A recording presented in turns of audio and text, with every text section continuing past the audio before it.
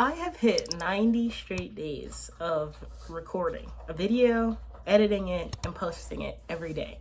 And it's been kind of awesome. Also, please don't mind my dog. He's a French bulldog and very loud, noisy, and snorty.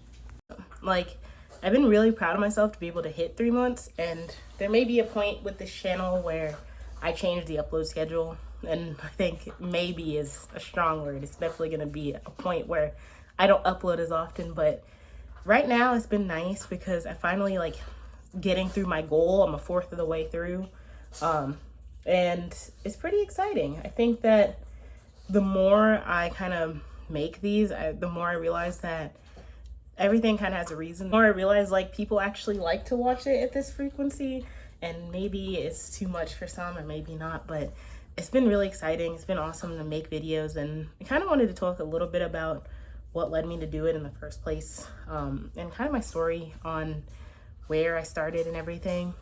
For the longest time, I was really sick, like a very sickly child. And when I was 3, was diagnosed with asthma. And many people have asthma, but I had debilitating, disabling, crippling asthma. I had asthma where I had to be in the children's ward 6 to 7 months out of the year up until I was in high school. And my parents would alternate to stay with me when I was in there. And it made me have an appreciation for things like video games, TV shows, music, because I really was just bedridden. And a lot of it to keep me alive was steroids, a lot of medicine. I was taking 9, 10 medicines a day, even when not in the hospital. And so that was what kept me here. I mean, they didn't know what was going on with me, but they knew that my sickness was not good. So for the longest time, I was just on these constant medicines, allergists, pulmonologists, just kind of just going through the motions, trying to figure out how to keep me alive. That was all my parents did, was just try and figure that out.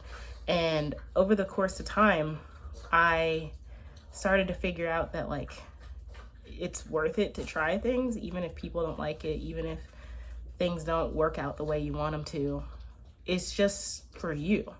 Because, not to get too sappy, but I had many scares about my life. Times where I passed out in school, times where I couldn't breathe, I had asthma attacks, and I had to go back to the hospital, just bedridden a lot of my life. And it made me realize that all the things that I want to try, I have to, because you only get one life and you only get one time to try it. And so part of you might be like, well, where does this come into the videos? Don't worry, I'm getting to that.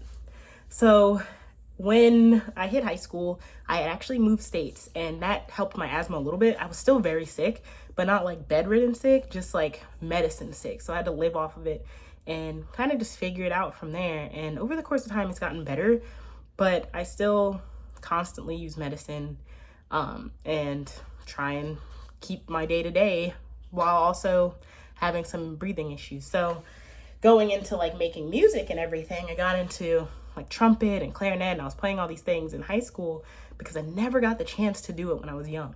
I played an orchestra when I was young, so because that was the only thing I could do. I couldn't blow through an instrument. I didn't have the air support or strength.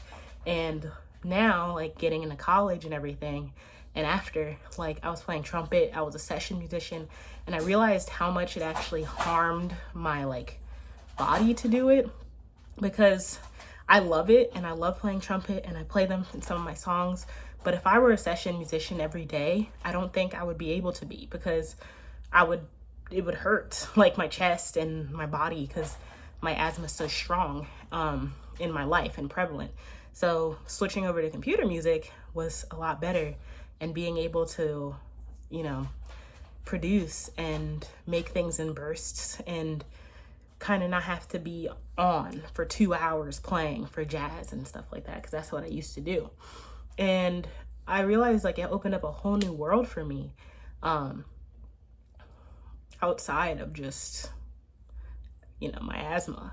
But that also made me try videos, because for the longest I wanted to make YouTube videos and do things, but I never had the energy. I never had the energy. I never had the like drive to, because it was already hard enough to sit and talk to my friends, like when I was playing video games, and let alone like recording and moving around and doing all these things that I wanted to do. All these ideas I wanted had required so much energy and time, and I didn't really have much of that.